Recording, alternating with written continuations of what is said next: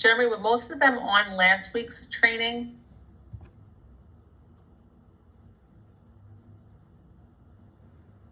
Sorry, I was on mute. Yeah, a good bit. Okay, there's how many were on last week's training and not on, or on this week's training and not on last week's training? Less than a handful. Okay. So those of you that were not on last week's training, feel free to ask questions, because we're not gonna, some of it is a little recap of last week, but it really is not gonna, go over the program in depth as it did. We're going to go over the IRM itself a bit, and then Jeremy's going to do a roll up on tolls, and then I'm going to, I may do a little overview of the CAM real quick before I let Jeremy do the tolls, so I can actually bail out. So, okay, all right, we're going to start. My name is Michelle Lamberg. I am the, right now, I'm currently the Chief of Environmental Health and Safety. I technically still am the Program Manager for the fleet. Jeremy is on, and he supports the fleet as well. You would deal with him mostly on day-to-day matters of running the fleet. So we try to do quarterly meetings that are not trainings. This is considered a training. This quarter, we will not be having a meeting because we had the trainings, but we try to do a quarterly meeting to update everyone on the fleet program and anything new coming out with Treasury. As some of you may or may not know, the Treasury Fleet Manager was the department-wide program. The Treasury Fleet Manager retired in December. We just got notification last week that they hired a new fleet manager, but that fleet manager has to come up to, he has to be brought up to speed. So there's really not much coming out from the Treasury at this point because that new person needs to become up to speed. The policy and what have you have stayed the same. Right now, currently, GSA, the whole fleet program is going through a transition with the fleet management on the Treasury end, as well as the introduction of the 14057 EO with the conversion over to electric vehicles. So I think next quarter we'll have a little bit more to speak about. We'll be a little further. We're waiting for GSA to issue some kind of some on the EVSE, the electric vehicle infrastructure end. We're waiting for some language from them, and from the drive-through end, because they are also converting the drive-through reporting system, which we should be familiar with, at least the primary points of contact or the primary motor vehicle coordinators. That drive-through system is going to change, is going to slowly, I think in modules, change over. So I will talk briefly about CAM, but I'm not going to get into too much of it because the CAM process, the overall process will probably stay the same. The venue in which that process is completed may change the interface. I'm not sure if that will be completed as supposed to be, but they have a tendency to run behind, so it may not be. All right, so the first presentation is going to be basically a review of the IRM. The IRM will be revised this year. It should have revised last year, but we fell a little behind. We are currently revising the desk guide. So that will be completely revised, I would hopefully by summer, and that will be published. The SharePoint site that we transitioned to is going to be a team site. That should be up and running hopefully by the end of the third quarter. And the IRM will be in review. That obviously that review process goes beyond us, but the review, it should be submitted for review, hopefully by the end of the summer. Now, if I can, oh, there we go. Okay, so I'm going to just shut my camera off here for a minute so you can look at this on my face. And so we're going to program topics, which is really IRM topics. Oh wow, I'm going to change the background because that is a horrid looking slide. Anyway, when I put the slides, what will happen is when the slides are posted onto the SharePoint site, these links will work within the PowerPoint, so you can just link to them. But I will definitely change the background color of this because it has got awful. All right. Michelle, so yes. Michelle, We can't see anything if you're sharing. Oh, because I am not sharing. Thank you, Jeremy. No one said anything. I would have did this whole thing and not shared it. Oh, Jeremy, you have to change the, you have to give me permission to share. I did already. Maybe it. Did you apply it? If you don't apply it at the end or you don't save your change, it won't do it. You're right.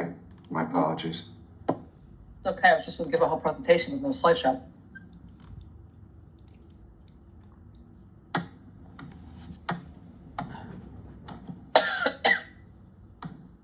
Okay, sorry about that.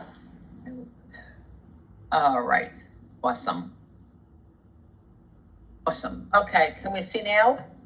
Yes. Okay, wonderful.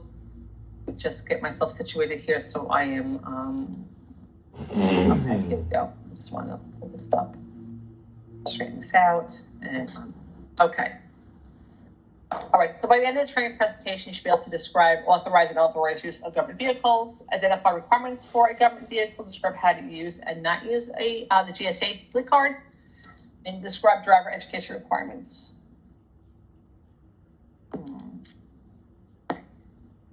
So the revenue manual for the motor fleet program is 114.7. You all should be very familiar with that document. You should have read it.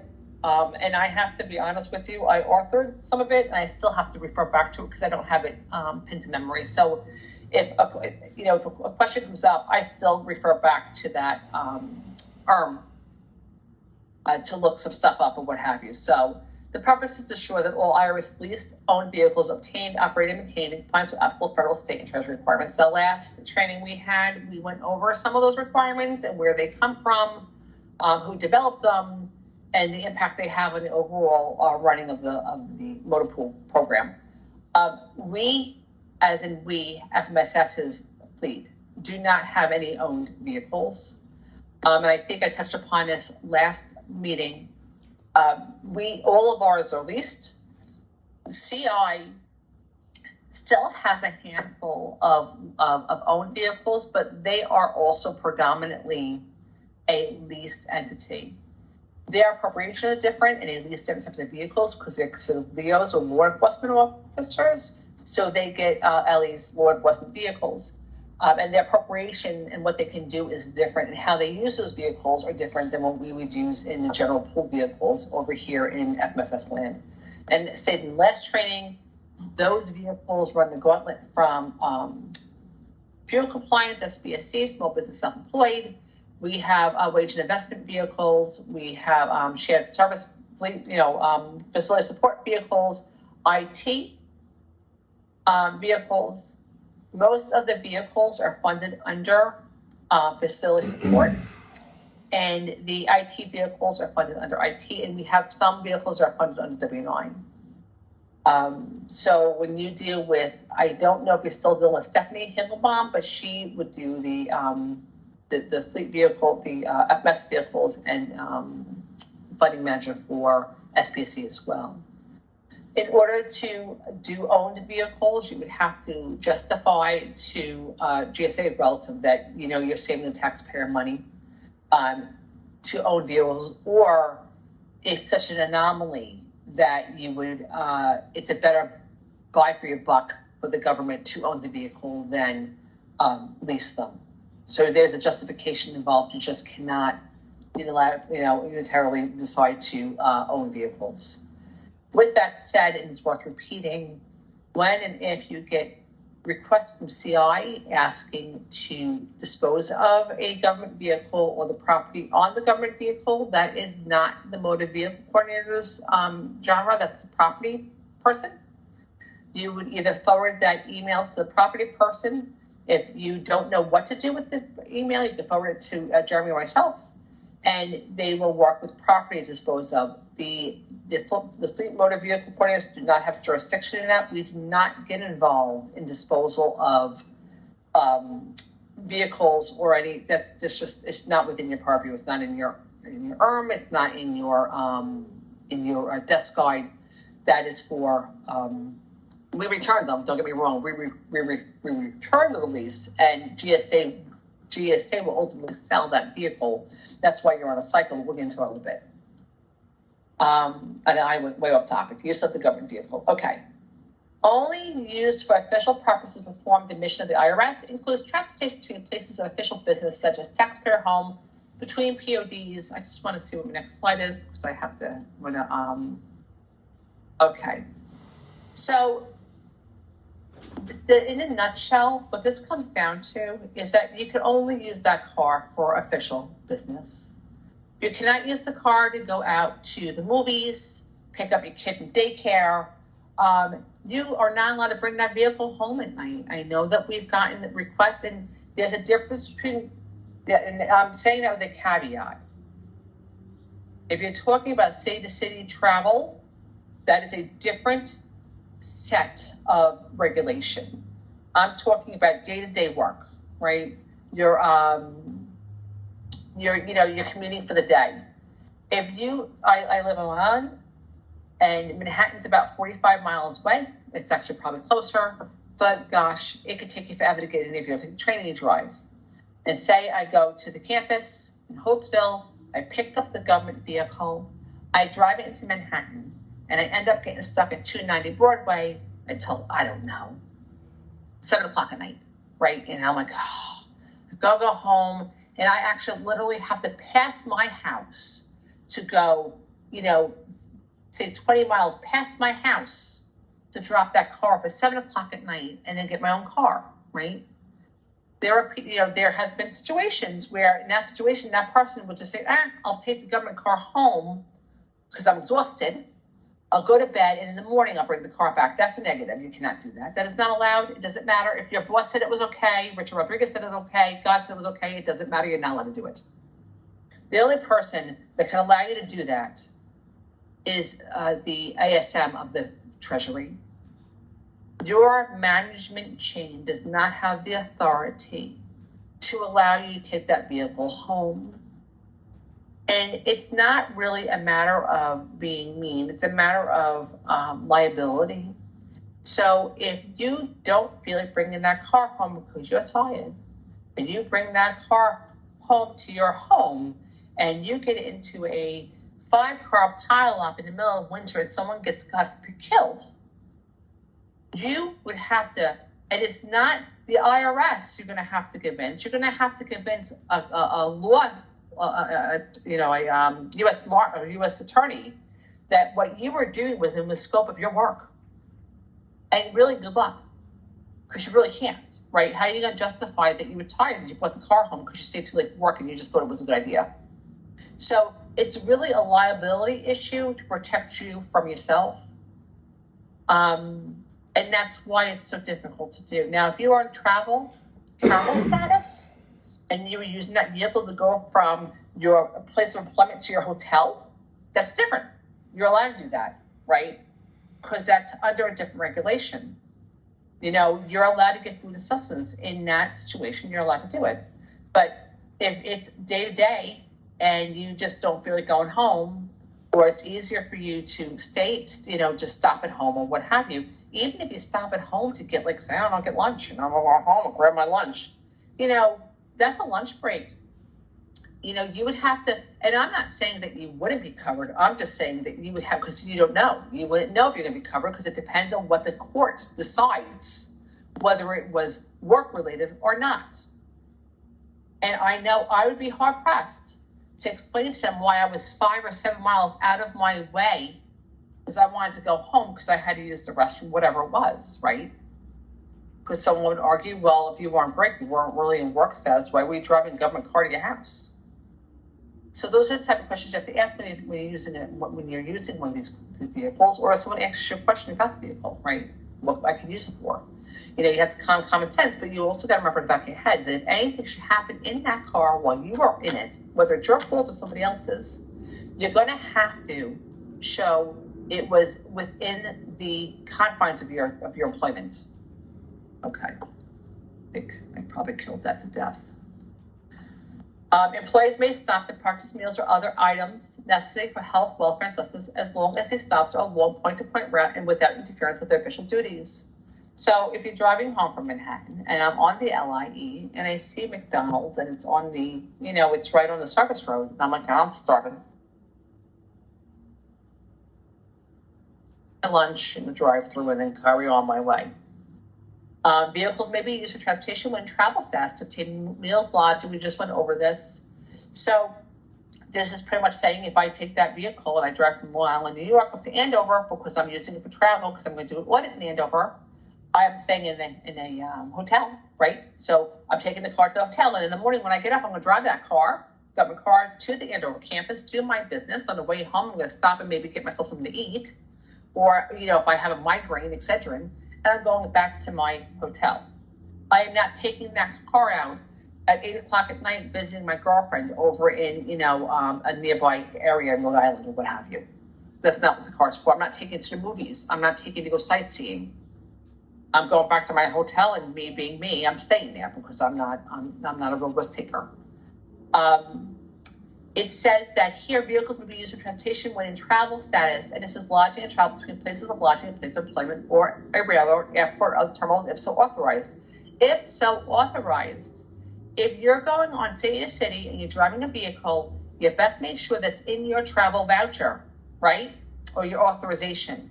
So when they ask you how you getting there, you're going to say, I'm using a government vehicle, G-car, as well as you are not allowed to leave that car in a public area overnight, right? So if I am at the campus and a coworker is going to go to, I don't know, somewhere for a week, they're not allowed to take the government car, drive it and park it in long-term parking at the airport, go for their trip for a week, and then come back in the car and drive home. That's not allowed. So you either take an Uber or you take some other means to get there. If per se I'm going to the city and I take the government car to the railroad station, I go into the city and come back and pick the car up and drive it home, I can do that. I can't leave it overnight.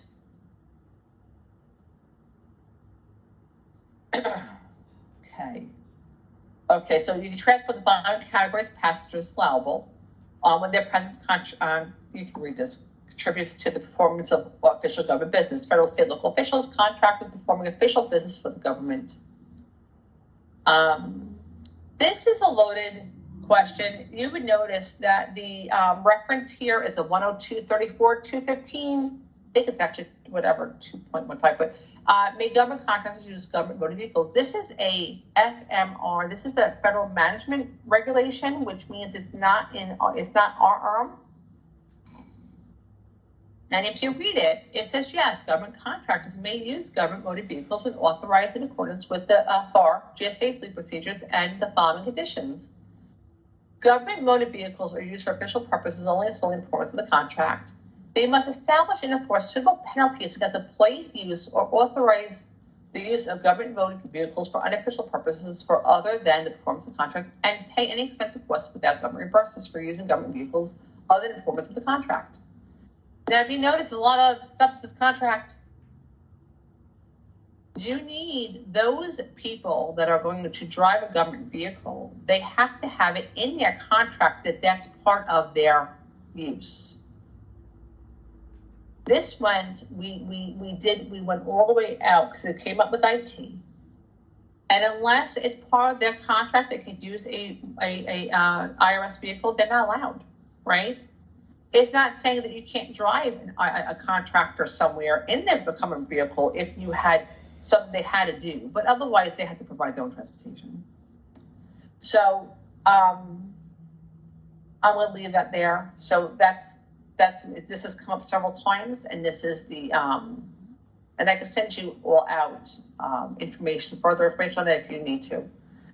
Unauthorized use of government vehicles includes transporting personnel in excess of vehicle normal capacity, performing any personal business, going to a religious, sport, amusement, or recreation activity, unauthorized leave while in travel status, except when authorized travel en route to and from temporary POD. This here, is very important, right? So say I am on a trip, and for whatever reason, I work Monday and Tuesday, and I wake up Wednesday morning and I am sick as a dog. I don't feel well. And I call in sick to work. I call in sick for my travel, my training. And then by 1 o'clock, I feel better. I'm like, I feel better. I'm sort of bored. I think I'm going to go out. No, you can't, right? You're not going out because you're on authorized leave while on travel status. If I call in sick, I'm on leave, right? I'm a sick leave. I'm not using that car because I'm bored and I feel like going to the beach.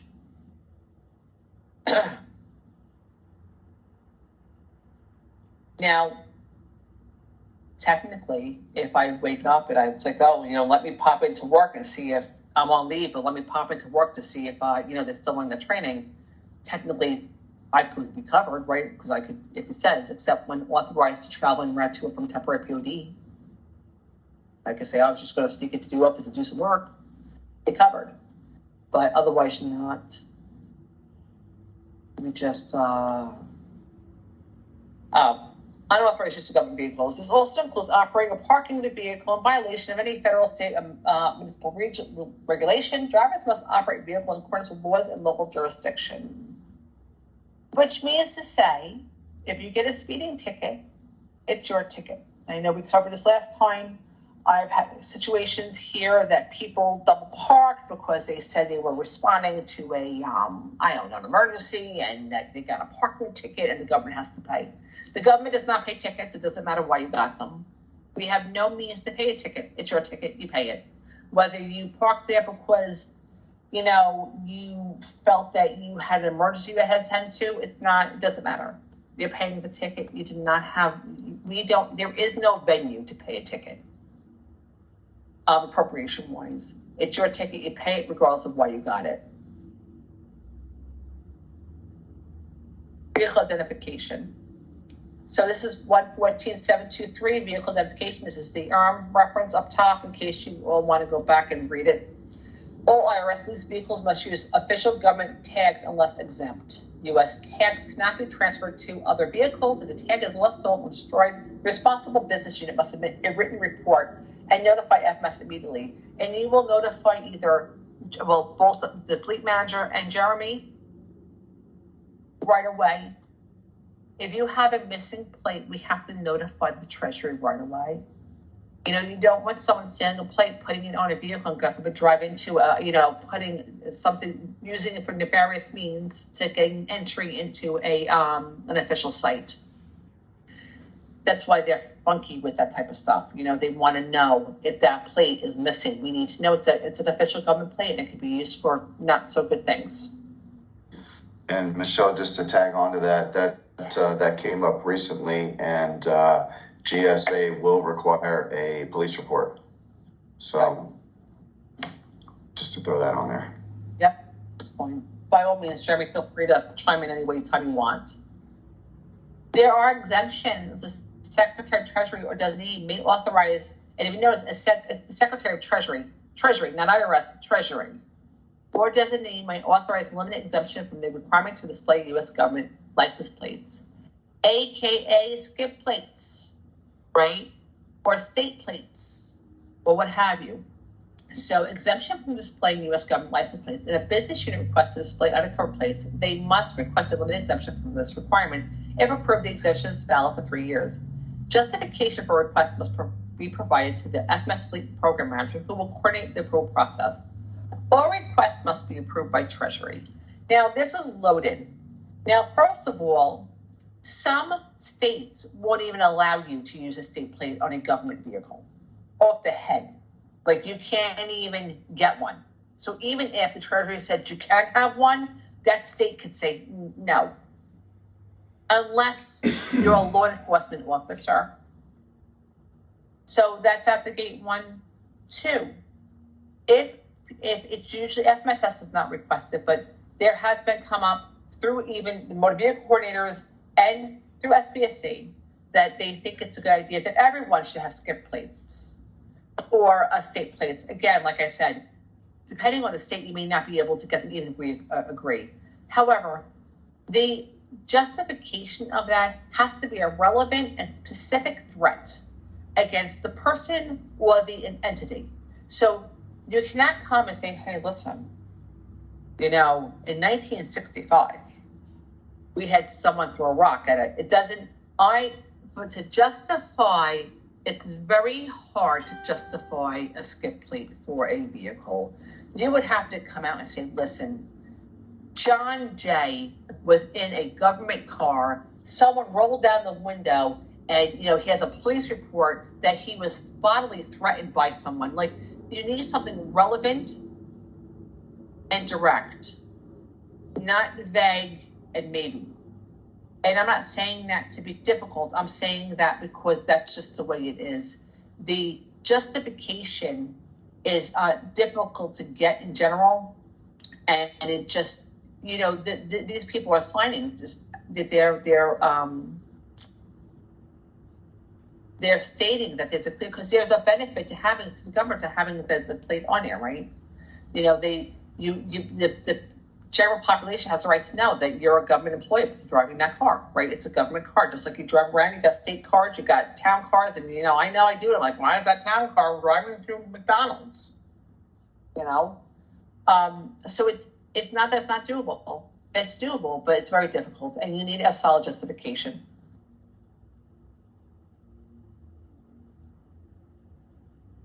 It has to explain as to why the use of government plates interferes with the ability of the employees to carry out the IRS mission, information on the area where the vehicle is used, information on any incidents that support the requests. And that's what's important. Incidents that support the request.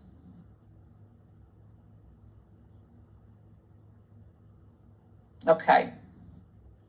Moving on. Fleet card.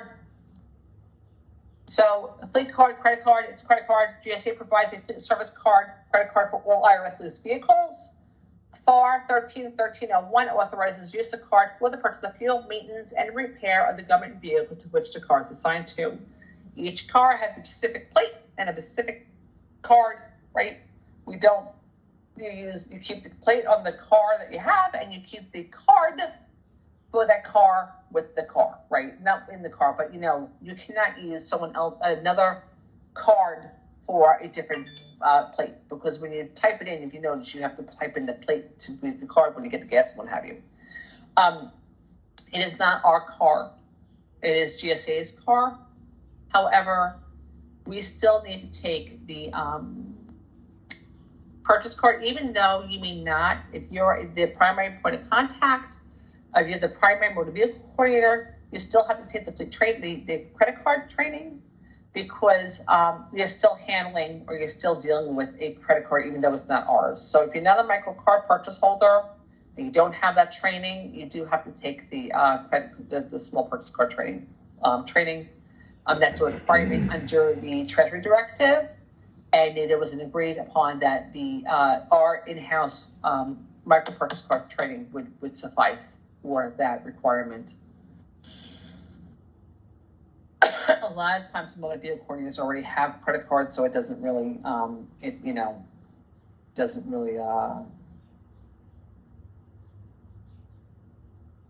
interfere.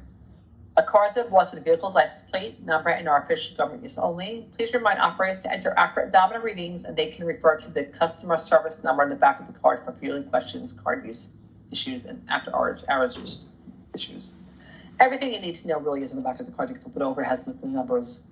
The odometer reading obviously is very important, because because we delved into this last week.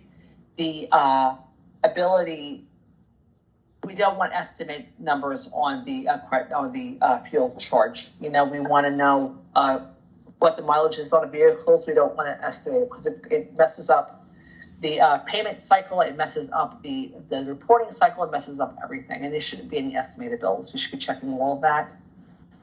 There was another thought I had here, and it left me. Maybe it'll come to me later. I don't remember. All right. Authorizing transactions include regular, that's what it was, regular unleaded gasoline and alternative fuel. None of these cards get premium. I know people come back and like, well, we got to get premium gas because, it's better for the car. I'm on car buff, blah, blah, blah, blah. I don't want to use alternate fuel E85. It screws up the car. If you have an E85 vehicle, a flex fuel vehicle, you are required. Does maintenance include the wash? I should buy this slide, thanks. Okay. It's on this slide right here. Okay. So, wow, I totally lost my train of thought. I'm going to close. Sorry, Jeremy, monitor chat because I just. Yeah, I knew it was coming up, Yeah. but you were just talking about the alternative. I'm like, all right, alternative fuel. You know, we get pushback from operators and from, you know, the motor vehicle coordinators about these rules. We don't make the rules up. They're there for whatever reason. They get changed eventually. But how your personal opinion about E85 and the effect it has on the vehicle really is not to be, you know, sound mean. It's not relevant. The regulation from the DOE states that you will use E85 in a flex fuel vehicle if it's there at the fueling station. And we know, folks, we know because we get a printout. They come back and they have a whole pie chart in pretty colors, and it says you missed 49% of the opportunities that you could have had to fuel with E85. So we know. They tell us. We know we're required. It's almost like, you know, if you're an attorney and you're defending someone that's guilty, you can't say, I'm not going to defend you because I know you're guilty. You still, that's your job. You defend them, right? That's what they do. This is the same thing. You don't have to agree that, you know, oh, wow, you know, we should be using E85 because it bothers the vehicle, or I think we should have premium gasoline because the manual says premium gasoline, or, you know, it doesn't require an oil change, but I think it requires an oil change. Yeah, it doesn't work that way. We can't do that, right? That's not how the program is set up. They are not our vehicles. They are leased by GSA, and GSA is the ones telling us what we can and can't do. They're not your privately owned vehicles. They're someone else's. Jeremy, someone has their hand up? Yeah, Prudence has a question. Prudence? Good morning, everybody. I'm sorry, I'm still on mute. I have an issue, the windshield. It's started out as a small crack, and now it's more. Bigger. Well, I have to see every time somebody comes off a visit to a POD and they fill out the checklist. I can't really tell you how extensive it is until today when they come back out, go out and just really look at it and see. But it started out small, and the last person that had it said it's 4 of them. So it went out this morning, and I couldn't really examine it. So, but I will today when they bring it back before I leave, and I'll let you know, Jeremy. GSA has a contract with SafeLight, and we can work that out. Thank you. Okay. So, yeah, he'll catch up with you after the call. Okay. Thank you. Okay. Yep. Thank you. Milton's got one as well. Good morning. I have a question about the oil changes. I know per what I've read, GSA requires conventional oil. Yes. I've ran into situations where here in North Carolina we have it's called like a Take 5 or the Valvoline oil where you just drive in and you never get out of the car. And they do not even carry conventional oil anymore. That, Milton, what you're going to work with, you can work with Jeremy, you're going to reach out to your local FSR. When that car is due for an oil change, you're going to reach out to FSR and discuss with him, and whatever that decision is, you will get in writing. Yeah, they would either let us know of a location that will provide it and or give you a waiver. Right. But we won't want it. Yes, you want everything in writing. So I hope that answers your question. If it doesn't, again, you can follow up with Jeremy after the call, but they will provide you a location which will be able to do conventional oil. If not, you will need something in writing from that FSR, clearly stating that that you have a waiver. All right, and I have only a little question, and instead of following up with Jeremy, I'm new, FSR? Well, so that's sort of GSA representative, but yeah, Okay. I'll cover that with you. Okay, well, I just wanted to make sure, because we have called, and that's who I spoke with, and I was just like, I know they spoke to the people, long story short, they spoke to them and got it straight, but it was just something, and I was just like, so call.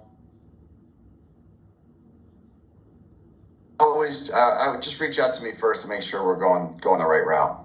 Okay. I will. Yes. And again, folks, any questions you have regarding anything in the training you think of later, or the FSR comes to us and says, hey, I have a car laying around and you can have it. Yeah, you can't.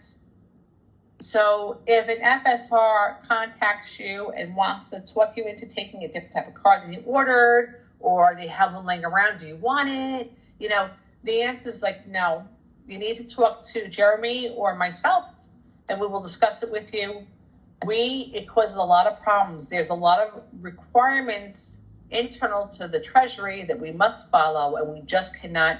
When you go just for like internal acquisition, we have a set number of vehicles I have. If someone wants an additional vehicle, there's a whole process involved in that. We have to do a utilization study. It has to go up through Richard to the DCAS and over to the ASM, DCAS I should say, over to the ASM for approval of adding an additional vehicle to the fleet. It's not so easy that they just say, hey, Prudence, I have a car laying around, and it's less prevalent now because they have absolutely no cars. We can't get ones that we ordered. Do you want, I'm looking to put it somewhere. Do you want it? You can't take it. So if any of that has to be, there's a lot of communication needs to be taken care of here. And if they approach you regarding anything, and again, I said last week, if anybody approaches you from GSA regarding electric vehicle infrastructure, the need for numbers, accounts, and they're going to send you this or get you that, you need to vet it through this office. I need to know specifically about the electric vehicle and the infrastructure questions. You need to forward them on up. So, because we're dealing now on a national level, even within your territories, if your TMs have questions, by all means, vet them towards me. And you can reach out to me anytime. I'd rather make sure we're all straight than have any issues and try to unravel it. Yes, absolutely. Jeremy is your go-to person. Okay. We did this, right? Okay. Any maintenance over 100 and any purchase of tires, batteries, glass repair, replacement, and body work requires prior approval from GSA. So you ain't doing any of that unless you talk to GSA. So I just want to be abundantly clear that if you're going to do tires, battery, glass repair, whether it's $10 or $200, you have to go through GSA. You can't just unilaterally do that yourself, even if it's under 100. Just so that is clear. Oh, there you go. That way there's also a record of it. Yes. Prior approval is to obtain by contract with the estate. Okay, so you have to get prior approval by contacting the number in the back of the card. If in doubt regarding the use of the fleet card or whether a charge or repair is covered, call the FCC desk and ask. Again, folks, just because we've been here and done this, get what you get in writing and get the name of the person you're speaking with. Get the name of the person on the MCC. When you call them, get the name of the person you're speaking with. Prudence? Yes, I have a question. Yeah. Can you all hear me? Yes. Yes. Okay. I have a windshield wiper fluid problem. When I took it to get it, the oil change and everything, they were supposed to top off all the fluids too. But they say there's no fluid in there. And did they didn't top it off? I mean, it wouldn't take fluid? No. Mm-mm. When I took it to get the oil change, that's what they do. It's a checklist that they do. I understand. But now, when the employees reserve the van, they say it's no windshield wiper fluid. So, what am I to do? Do I take it and say put the windshield wiper fluid, or do some managers, PM, have bought the windshield wiper fluid in the past and put it in there, and I don't think that was the proper protocol. As you just said, it's GSA. We're leasing. So am I supposed to take it and make an appointment so they put the windshield wiper fluid in there, or what? I'm okay. Prudence, is that vehicle like leaking windshield wiper fluid? I don't know. Well, I couldn't tell you. Right, because there's two things going on. The windshield wiper fluid you can buy. It says you can maintenance under 100 without prior approval, including the purchase of oil changes, fluids, wiper blades, car washes, and unnecessary repairs. Okay. So Okay. you can buy a 5-gallon pail of. I mean, don't buy 40 of them, but you could buy a 5 whatever and top off your windshield wiper fluid. But if the vehicle isn't retaining it, like there's something wrong with the well. It is. That's what I'm saying. So that's what I didn't. That's what I don't understand about it, because when they said it's out of windshield wiper, so how would it be out when this ain't been too long? Got the maintenance for the oil change. I would do that. I would do that. And see, I don't know, because I don't pop the hood or anything like that, but these men, they do, and maybe we could see. But yeah, they always put that on their checklist: windshield wiper fluid, none. Because if the car is not retaining the wiper fluid, then Crack the bottle or something. right, you would have to In the line, I don't know, in the line of it. The mechanic. What I'm saying is, if it's not keeping the fluid, then you would call up and get an appointment. Call the FCC. You know what I'm saying? And you have to go through. You would have to go through GSA, but call them up and tell them what the issue is, and let them arrange for you to be able to bring us somewhere to get looked at and get checked out. And if it was a specific protocol for that, Jeremy could get with you after the call. But if you think there's a line leaking or something to that matter, then you're going to have to call GSA and find somewhere to bring the car to get looked at for that specific reason. We'll talk about that. Yeah. So you said we'll talk after about that? Sure. Okay. Fleet cards cannot be used for expenses for personal vehicles while in government business. We have had cases, premium fuels, food, beverages, and other personal use items, storage fees, payment of tolls, fines, and registration fees. So we've had cases where people have bought, I don't know, candy bars, right, Jeremy? Little snacks. Few and far between, but yeah, it's happened. Not allowed. Make sure you people know that. They could use their own money to buy their snacks. Has authorization controls, including, so the card itself has some built-in mechanisms. One is that all maintenance charges over 100 will be declined if not pre-authorized. That pre-authorization comes from GSA. They'll limit when are refusing based on the vehicle's tank capacity and daily swipe limits. So we've had cases where cars have gone astray, and they would keep refueling if that card did not allow it. I mean, they got some, but the card itself has a cap on how much fuel they can get. If you lose a fleet card, immediately report lost, stolen, or compromised cards to GSA and the headquarter program manager. Typically, the headquarter, we're going to report it to GSA for you, right? But you would notify your FSR, and you would notify this office. New cards can be ordered through GSA drive-through website. That's changing because they're going over to this new other site. So again, if you don't know what you're doing, by all means call Jeremy. He'll walk you through it. Cards are shipped overnight.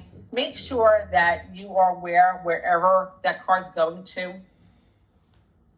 Don't have it shipped to your post of duty if you're not actually physically there, or you only go there like every 3 weeks or something. Make sure it's shipped somewhere where you're going to get wherever the card needs to be. Jeremy, you want to say something? I was just going to say that it will be shipped to the motor vehicle coordinator's POD or address on file, but you can override that and have it sent anywhere, addressed to anyone. Again, any specific questions, by all means, reach out to Jeremy. Protecting the fleet vehicle card, we went over this last week. You're going to protect that, the keys like they're your own, right? You're not going to leave the credit card on the front seat with the windows rolled down. So only use a GSA fleet card assigned to your specific vehicle. Do not leave don't leave the card in the vehicle. Ensure that only agency POCs and authorized drivers have access to the fleet card. Keep keys secure when not in use. Again, really what it's coming down to is safeguard that fleet card like you would your own personal credit card. Okay, and do not leave the fleet card with a vendor while the vehicle is being serviced. They don't hold the card. You bring that card, they don't get the card, right? You keep the card in your possession. And educate drivers on proper GSA service card use. Fleet cards are accepted by most branded gas stations and maintenance facilities for transactions under 100. If the station or maintenance facility cannot complete the transaction with the fleet card, the vendor can contact the number on the back of the card and receive a MasterCard number over the phone to receive immediate payment. There are times that card doesn't go through, or you're trying to get gas and it doesn't go through and the gas is already in the card or whatever it may be. They can call, the vendor can call the back of the card and they will give them, the operator on the other end, GSA will give them another MasterCard to hit so you can pay for your service. What happens with the telematics for the fuel is that mileage and the amount of gas that you use, you get a receipt, but in most cases, that information goes to a system that collects that information and spits it out. Sometimes, though, you can get regular gasoline, and then 3 or 4 or 5 or 6 months later, we get a printout, Jeremy and I, and we are going to review fast data, and it says that you got, diesel. So we'll go back and say, and we know you didn't get diesel because diesel in a government, in a regular sedan is not going to work.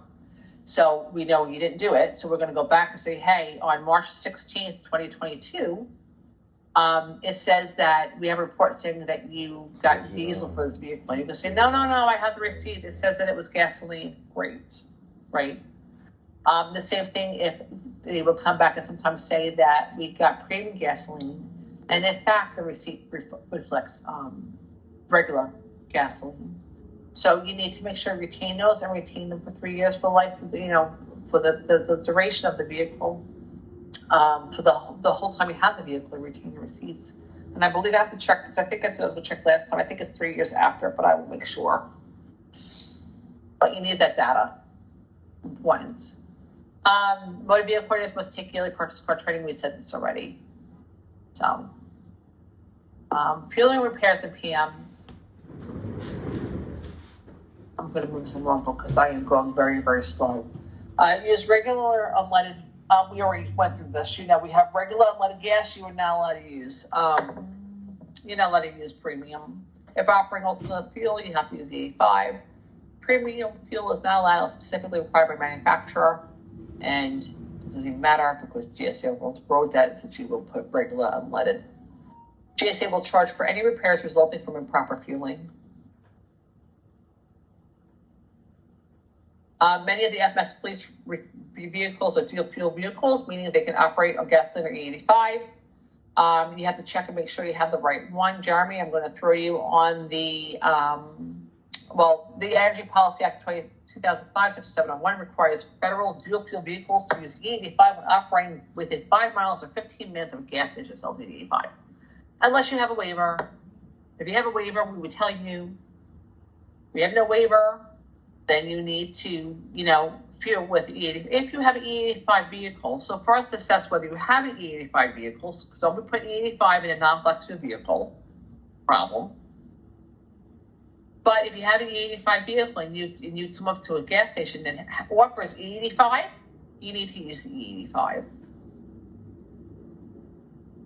Alternate fuel usage is recorded upon fueling via credit card transaction. The DOE tracks fuel usage type. Treasury introduced missed alternate fuel log due to low alternate fuel usage and other means of moderate compliance. So basically what happened was that they, not just us, it was across the board, they were not getting enough E85 compliance. So the Treasury asked to do the alternate fuel logs. Jeremy, are we still doing the alternate fuel logs? We have very few that are in the fleet now, but we still monitor. Okay. So this is what the missed alternate fuel report looks like for those of you that have to do them. And what this basically says is if you're at a gas station that offered E85, why it is that you didn't use E85.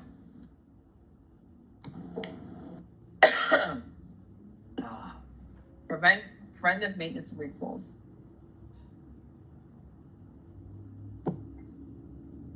Preventive maintenance record for government vehicles is monitored by computer and service is scheduled on a basis of the vehicle's age, mileage, maintenance history.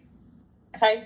GSA will contact FSS MVCs regarding when and what services are required. The MVC should pass the information on to the drivers. If the vehicle is equipped with an oil monitoring system, the driver should have the oil changed when the change engine oil light turns on. This is an automated electronic program, and therefore the MVC will not be contacted by email.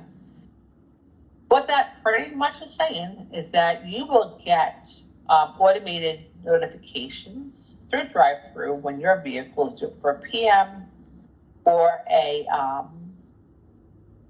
recall. However, what this is saying is that if the vehicle is newer and it has a change engine oil light, you will not get notification through that system.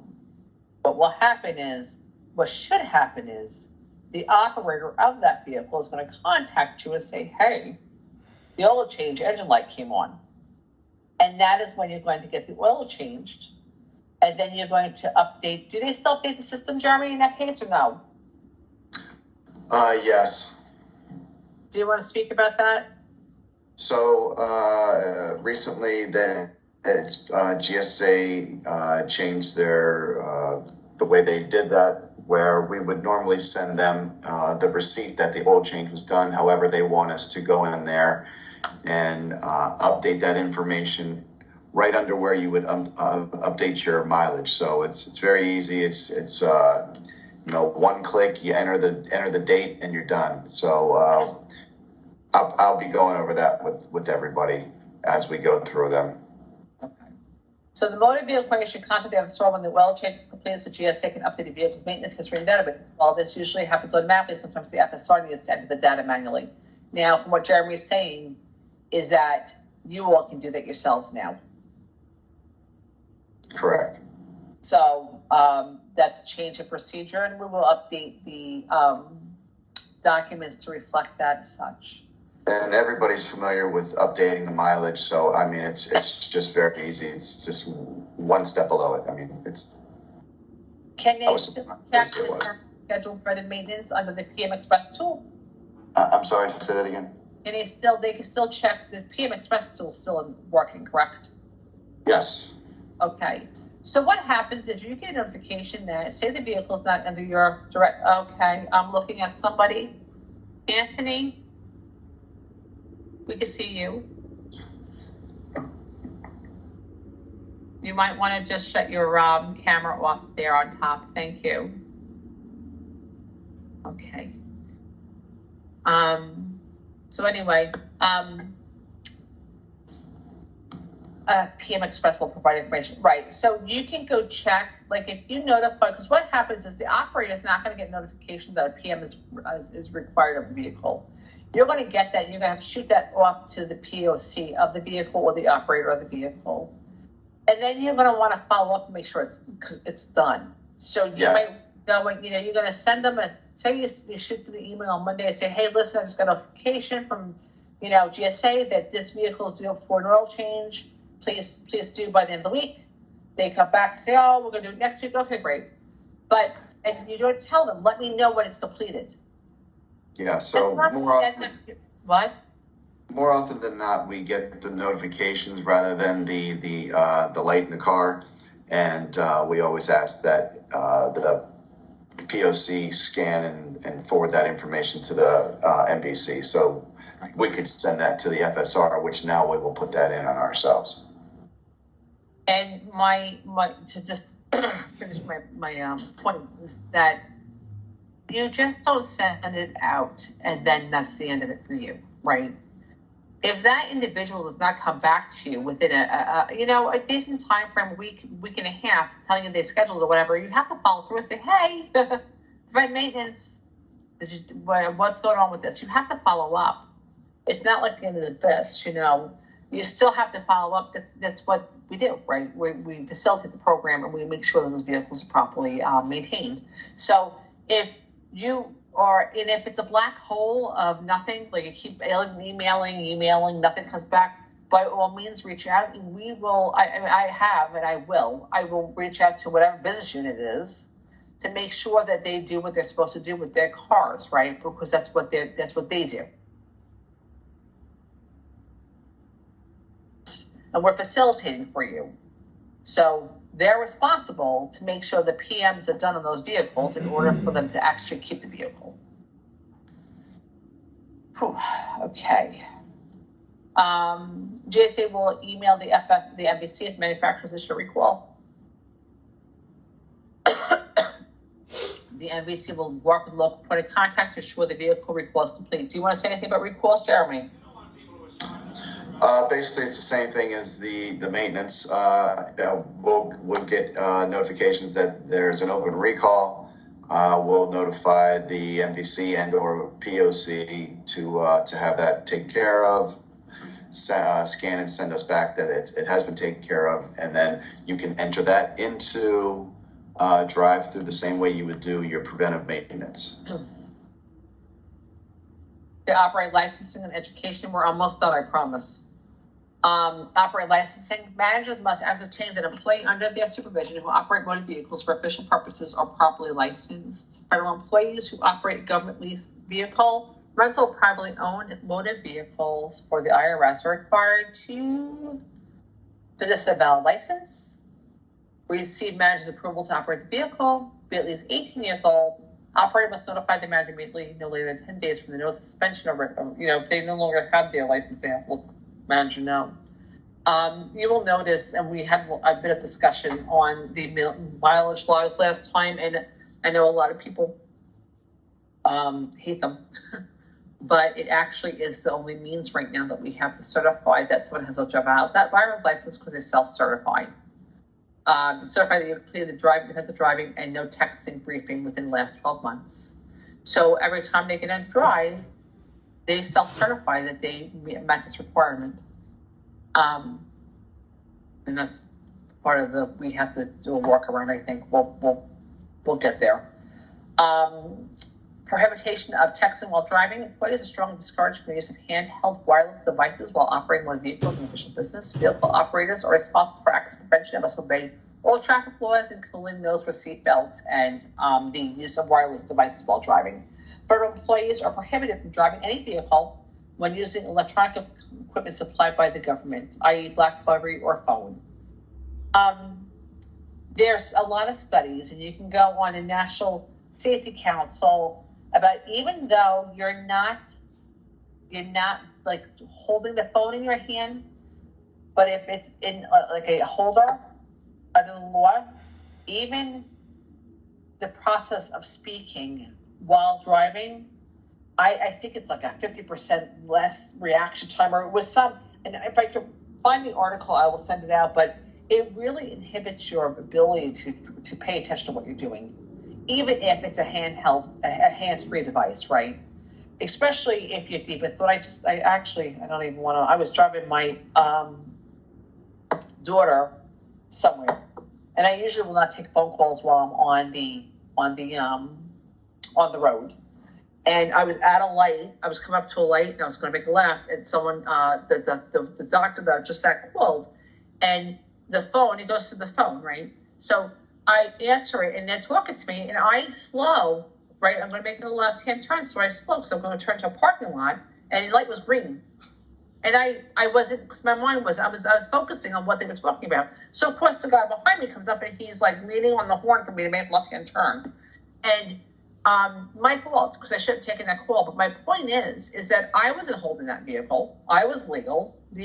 I wasn't holding the phone. it was legal. It was through the phone system, whatever. But my attention span, especially as I've gotten older, I just can't do it, right? So, thank God that wasn't like I did, nothing happened, but still. And then what happens is when you're in that situation, somebody beeps their horn like that, sometimes you may not think, oh, let me check oncoming traffic and just go, because you're not paying attention, So you have to be careful, and it's just, it can happen to anyone, even if you're obeying the law as it's written.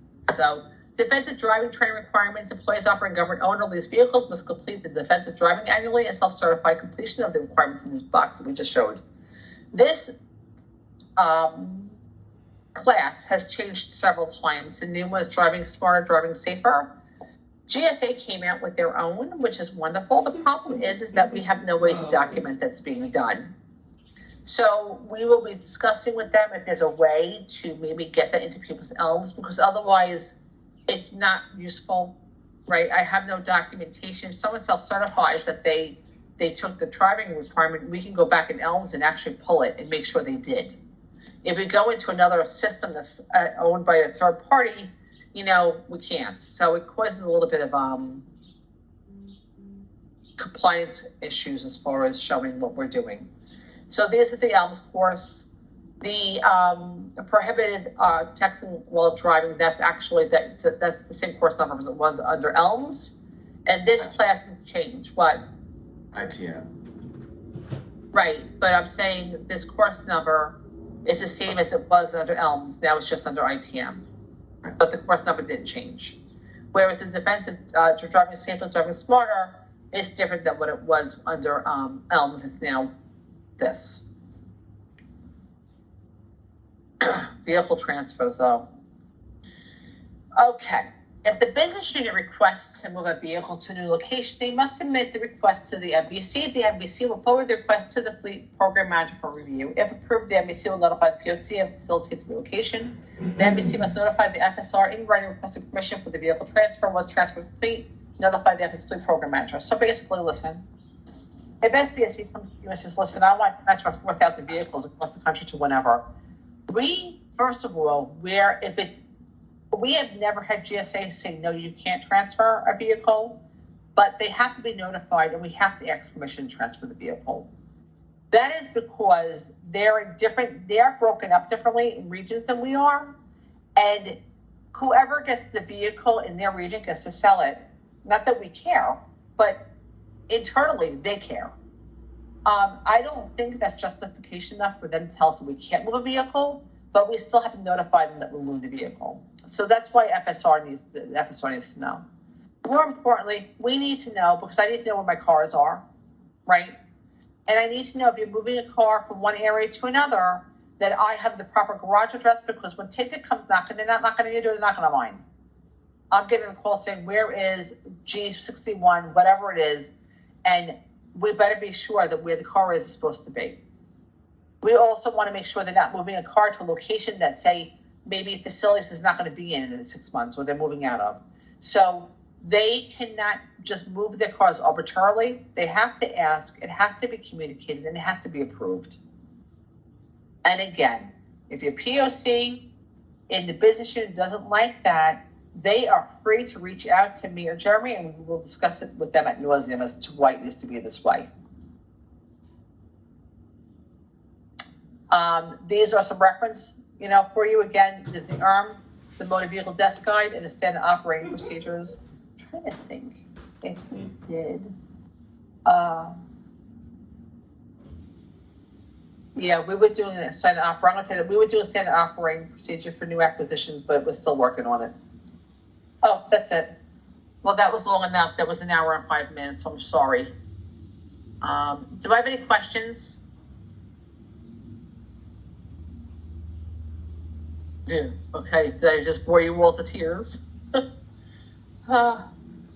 didn't get an answer not there, so I'm assuming yes. Okay. No, that was good information. Like you said, you have a lot of new people on, so that's good information for us. Yeah, thank you. And again, anyone new and old, whatever, or I guess not new. I shouldn't say old, not new. If there's any areas you want to discuss at more length, or you feel you need more information, or you have questions, be free after the call. You can always reach out to discuss. I will typically say go through Jeremy first because he is pretty. He will know most of your answers, and if he doesn't know the answers, he will definitely reach out to discuss. But you can always approach me. I don't have an issue. I can't promise I'm going to answer right away, but I will get back to you eventually. So we're going to hand it over to Jeremy. He's going to present the tolls, and that will be it. So Jeremy. Before we get going, Prudence, did you have one more thing? I did have a question. We're about to talk about the tolls. Oh, the class change, the driving safely, is defensive driving 2.0 in the ITM. That's the other one that they take. And it was something else, but it has left me about that. Oh, GSA. We all say GSA. Is Tabitha Estes the one I still contact? I don't know. She's one of them. I mean, you have two different ones for your vehicles, so it depends on which vehicle. But no one ever told me that. No one has never told me that, Jeremy. She's the only one that I've known, and I don't know the other vehicles as far as you told me with my other people. With the IT, I ask for mileage. I don't get it. And I've sent it to emails to the manager and everything. So it is what it is. I try to do the best I can. And I will bring it. I'm meeting with my manager today on this program. I really am. Okay.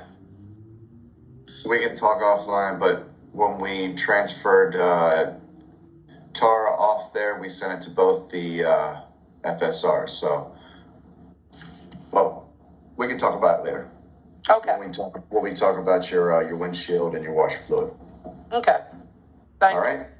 All right. Let me go ahead and share this presentation here.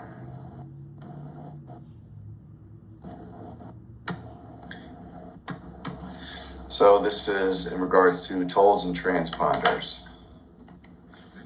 At the end of this training presentation, you should be able to describe the necessary steps to set up and maintain a toll account and devise a method to capture and report toll charges to the fleet program manager. Tolls were once paid through travel costs. The operator would pay a toll and seek reimbursement through a travel voucher. Several factors have made this way of paying tolls unfavorable.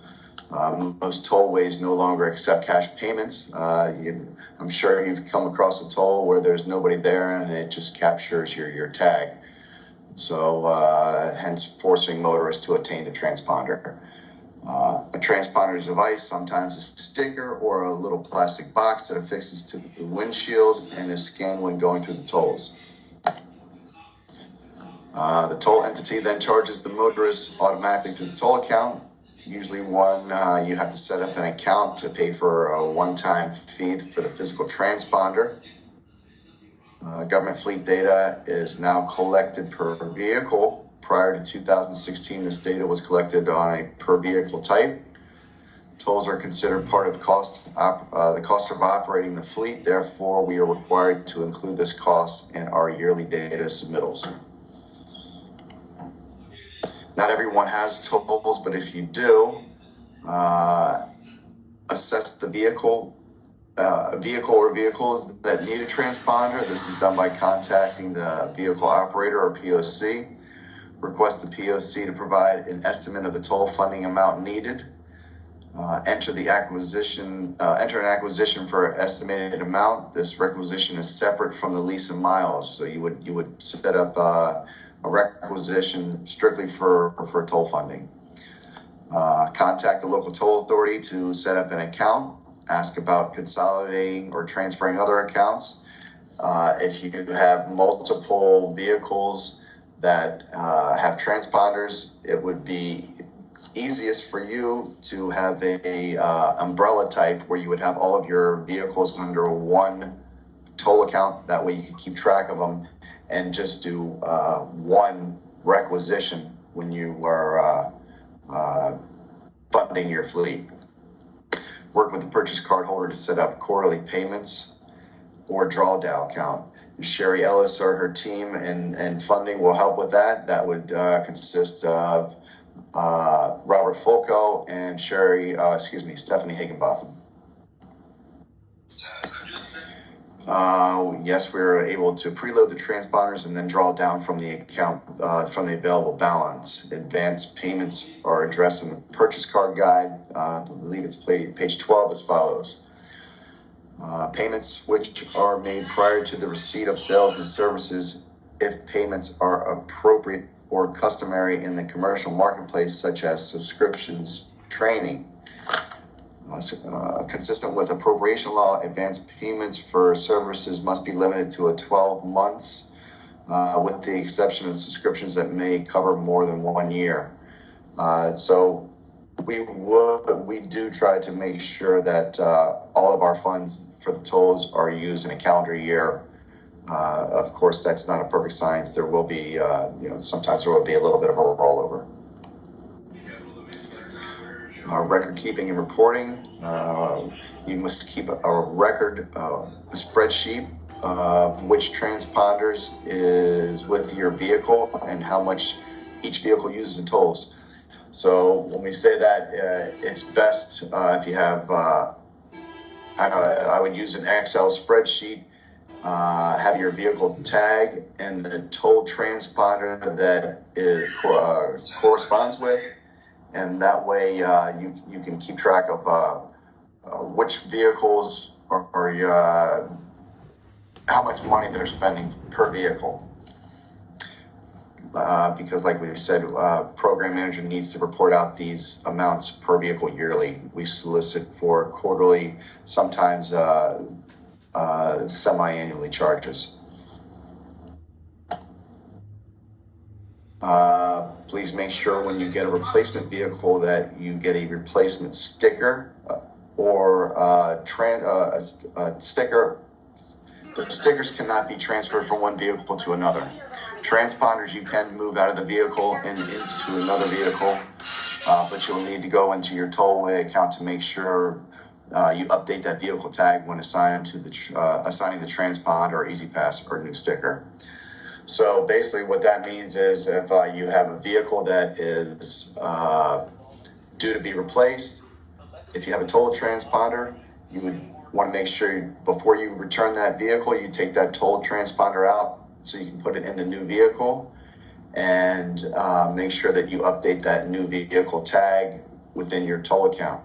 Stickers are a little bit different. You cannot take those out. So if you have a vehicle that is going to be replaced, you would want to make sure that you go and request a new sticker for that for the new vehicle, so that can be put on there. And that is it with the toll transponders. I will say that tolls are becoming more and more prevalent across the country. There were some territories that hadn't used tolls in the past, but now they are getting requests. So if you haven't gotten one yet, you may be getting one soon. And with that, if there's any questions.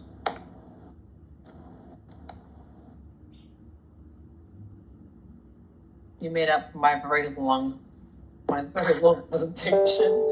I only had 10 slides. So anybody have questions about the tolls or everybody pretty much has one. The only one that's really got a new one is Prudence, and I'm working with her to get that set up. Okay, if we don't have any questions or any other concerns, I'm gonna let you guys go a little early. But I think I told you last week we probably only run a little, maybe an hour and a half, and we're about on time. And if you come up with anything that you don't come up now, but it will mean you can email or reach out directly, that's fine as well. Otherwise, you all can go. I guess it's almost lunchtime, at least on the East Coast, it's about lunchtime.